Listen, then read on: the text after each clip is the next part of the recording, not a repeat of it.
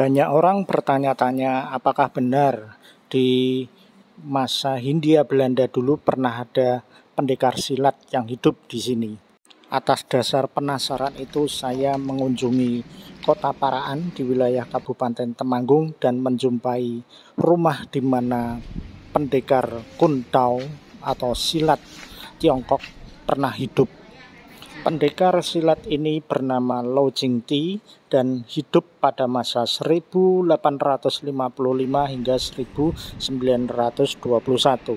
Ia lahir dari keluarga miskin di Hokkien di Tiongkok sana, dan pada masa pertumbuhannya ia belajar ramuan obat dan juga ilmu silat.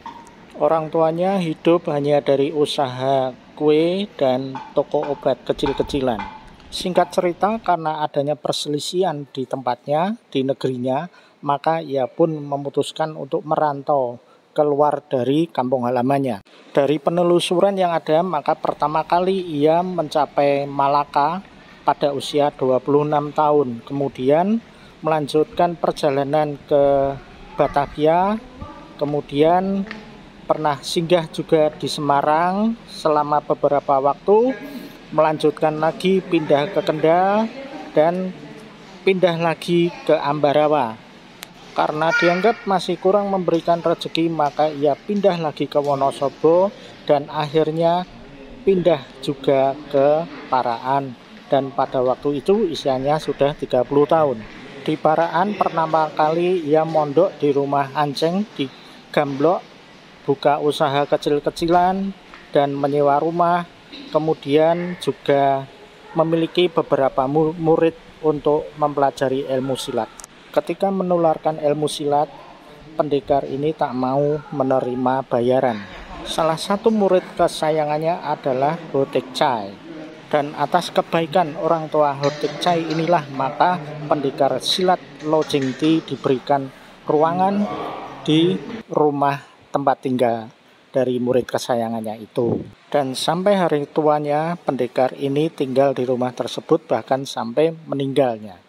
Ia kemudian meninggal pada usia 66 tahun dan dimakamkan di Manden, Paraan. Murid kesayangannya, Ho Tek Chai, merawat dengan baik Bong Lo Jingti. Dan sebelumnya oleh pendekar silat itu, Ho Tek Chai diberi nama Ho Le Pun. Pada masa hidupnya, pendekar silat Lo Jingti berhak menyandang gelar Garuda Emas dari perguruan Xiao Lim Pai. Selain menguasai ilmu silat yang tinggi, Lo Jingti juga pada masa hidupnya memiliki ilmu ramu-ramuan obat tradisional atau obat herbal. Dan dari resep itu sampai sekarang ramuannya masih diproduksi. Dan di rumah Lo Jingti ini yang berada di Jalan Demangan 16 Paraan, ada banyak peninggalan Lo Jingti yang bisa disaksikan dalam rumah yang sekarang layak disebut juga sebagai museum. Kapan tepatnya rumah yang tua ini dibangun tidak diketahui, tetapi diperkirakan pada pertengahan tahun 1800-an. Hanya ada catatan bahwa dahulu rumah milik seorang bekel bernama Mas Kartoatmojo yang membeli pada tanggal 5 Desember 1894. Lalu rumah ini dibeli pula oleh seorang Belanda, F.H. Stott, seorang pengawal proyek jalur kereta Secang Paraan. Barulah pada tanggal 25 Januari tahun 1900, Stott menjualnya ke Ho Tiang Bi, yaitu ayah dari Ho Tek Chai.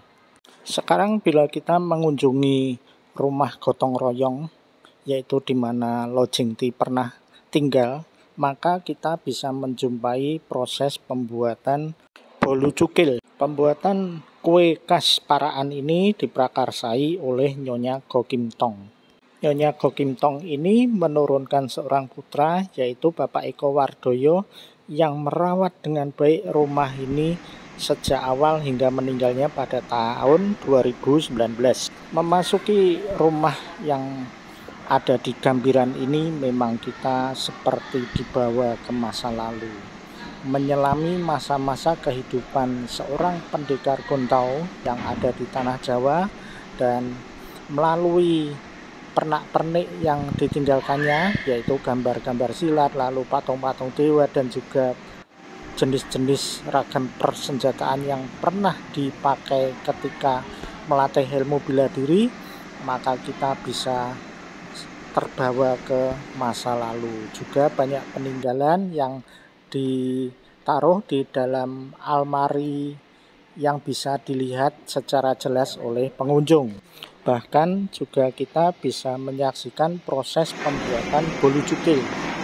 Rasanya sungguh enak dan layak dijadikan oleh-oleh bila kita mengunjungi Kota Paraan. Sekali lagi, orang biasa menyebut omah Candi Lojengti atau rumah gotong royong.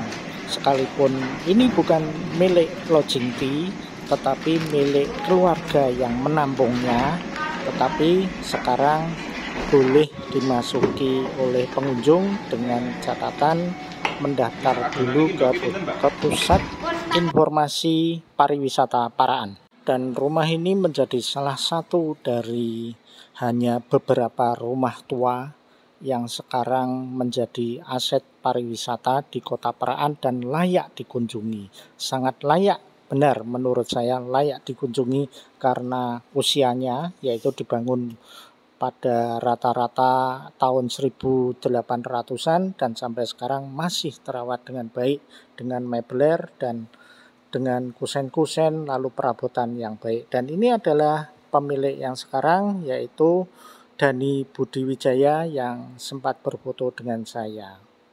Ketika saya memasukinya tidak mendapati kesan angker, tetapi sejuk dan nyaman.